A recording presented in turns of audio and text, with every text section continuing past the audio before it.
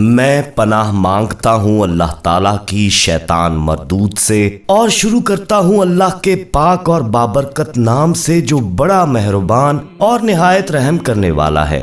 मौज़ा TV official के मोहतरम प्यारे दोस्तों, अस्सलाम वालेकुम।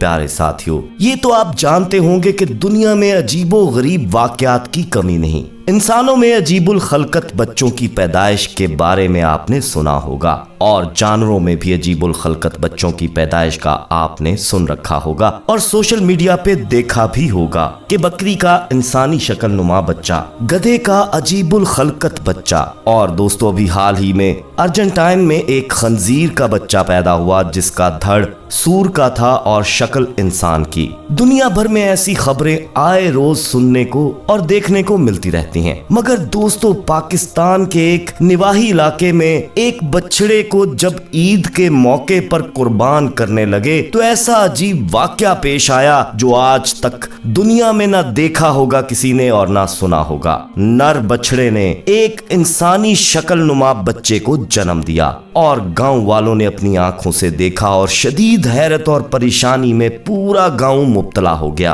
दोस्तों, ये सब क्या हो रहा है और ये एक बछड़ा इंसान नुमा बच्चे को जन्म दे दे, ये देखकर आपके होश भी उड़ जाएंगे और आप अपनी आंखों पर यकीन नहीं कर पाएंगे। ये क्या हकीकत है और पूरा मामला क्या है, ये सब हम आपको आज की वीडियो में दिखाएंगे भी और बताएंगे भी। मगर इसके लिए दोस्तों आपको हमारे साथ आखिर तक जुड़े रहना होगा। और वीडियो में मजीद आगे बढ़ने से पहले कंफर्म कर लें कि आपने हमारा चैनल मौज़ा टीवी ऑफिशियल सब्सक्राइब कर रखा है और अगर नहीं तो फौरी सब्सक्राइब करते हुए बेल आइकन को क्लिक कर दें ताकि हमारी मजीद आने वाली वीडियोस का नोटिफिकेशन बर वक्त आपको मौसूल होता रहे। तो आइए आगाज करते हैं आज की वीडियो का। प्यारे दोस्तों, ये वाकया जो आज हम आपको सुनाने जा रहे हैं ये अपनी नोयत का निहायत अजीबो गरीब वाकया है जो मियाँ वाली के एक गांव बन्नू खेल में पेश आया और जिसने सारे गांव को वर्ताए हैरत में मुब्तला कर दिया। मलिक अब्दुल करीम गांव की मोतबर शख्सियत और गांव के पंचायतियों में शुमार होते थे। सारा गांव उनके खिलाफ प्यार के बायस उनकी इज्जत करता था और वो भी ऐसे थे कि गांव में किसी को भी अगर कोई मसला, परेशानी या मुसीबत आन पड़ती तो फौरी उनकी मदद को पहुंचते, हर एक के काम आते। इलाके में उनका एक अच्छा असरो रसूख था, काफी जमीन थी और मवेशी पाल रखे थे। उनके मवेशियों की रखवाली दोस्तों एक शख्स करता था जिसका नाम भोला था और भोला नाम से ही नहीं शक्ल से भी भोला था। मगर उसकी अपनी ख्वाहिशात थीं जिनको वो हमेशा इग्नोर करता चला आया था और मालिकों के बहुत करीब था। अब्दुल करीम की सारी फैमिली उस पर बहुत एतमाद करती थी और वो मवेशियों की देखभाल के साथ साथ घर के छोटे मोटे जरूरी काम भी किया करता था। मलिक अब्दुल करीम की कोई औलाद नहीं थी और उसकी बीवी की उम्र तकरीबन 40 साल के करीब थी जो एक खूबसूरत खूबरू खातून थी। वो भोले का बिल्कुल अपने भाइयों और बच्चों की तरह ख्याल रखती थी। दोस्तों, भोला 25 साल की उम्र का जवान था मगर शक्ल से वाकई भोला था। सब कुछ ठीक था मगर सिवाय एक चीज के कि अब्दुल करीम की बीवी का लिबास कुछ इस तरह का होता जिसमें उसका जिस्म ज्यादातर छुप नहीं पाता था और वाज़ेह रहता था। काम काज के दौरान अक्सर भोले की ना चाहते हुए भी जब नजर मालकिन के जिस्म पर जाती तो उसको अपने एहसासात अजीब महसूस होते जिसे वो फौरन झटकता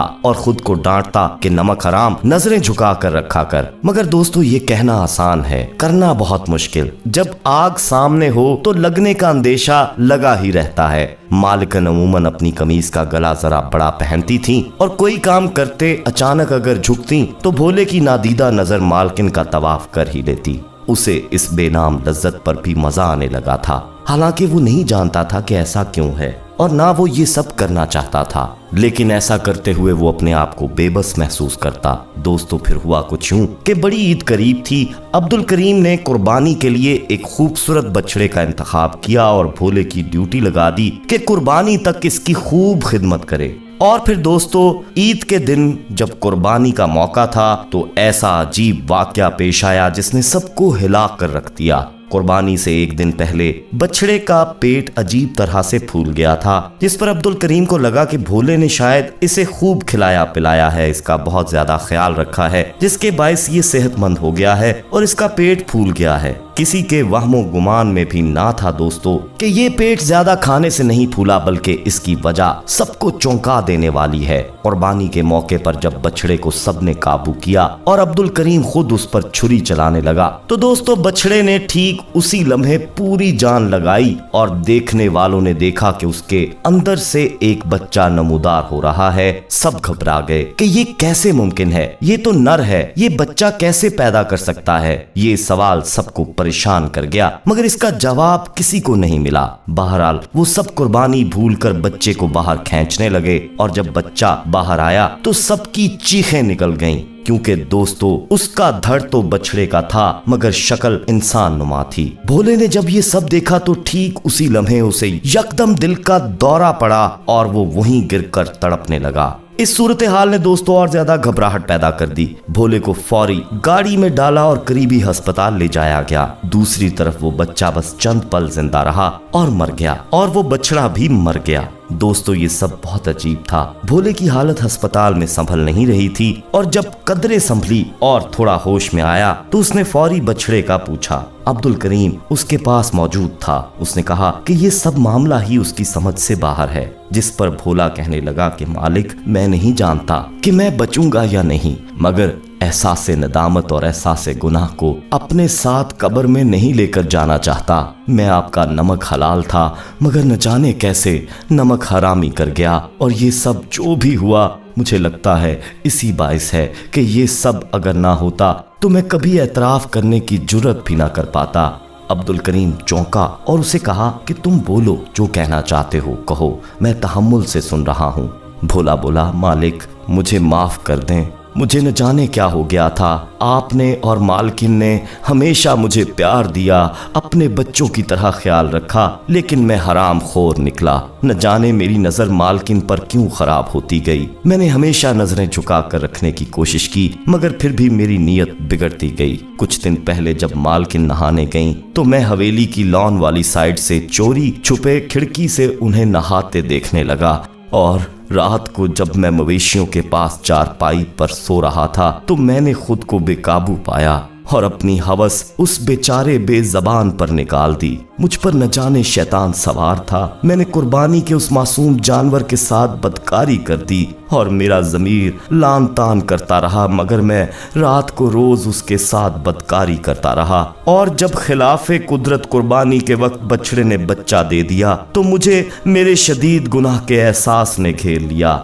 मालिक अल्लाह मुझे माफ़ कर दे, बस आप भी हो सके तो माफ़ कर दे। दोस्तों इससे पहले अब्दुल करीम गुस्से में कुछ कहता, भोले ने आखिरी हिचकी ली और इस दुनिया से चल बसा। दोस्तों ये वाकया हमें बनुखेल के एक शख्स ने सुनाया और हमारे साथ तस्वीर भी शेयर की उस बछड़े और बच्चे की, मगर YouTube की पॉलिसी के तहत हम वो आपको नहीं दिखा पाएंगे क्योंकि वो दोनों खून से लथपथ थे। बाकी ये सारी कहानी कहाँ तक सच्ची है ये अल्लाह जानता है, या वो शख्स जिसने हमें ये कहानी सुनाई। अल्लाह ताला से दुआ है कि वो हमें शैतान के शर से महफूज फरमाए, आमीन। आप इस हवाले से क्या कहना चाहेंगे? हो सके तो कमेंट में अपनी राय जरूर दीजिएगा, और वीडियो अगर पसंद आए तो इसे लाइक करते हुए दोस्तों में शेयर भी कीजिएगा। जाते जाते एक बार फिर दोस्तों कंफर्म कर लें कि आपने हमारा चैनल मौजा टीवी ऑफिशियल सब्सक्राइब कर लिया हुआ है, और अगर नहीं तो फौरी सब्सक्राइब करते हुए बेल आइकन को क्लिक करना मत भूलिएगा, ताकि हमारी मजीद अपलोड होने वाली वीडियोस का नोटिफिकेशन बर वक्त आपको मौसूल होता रहे।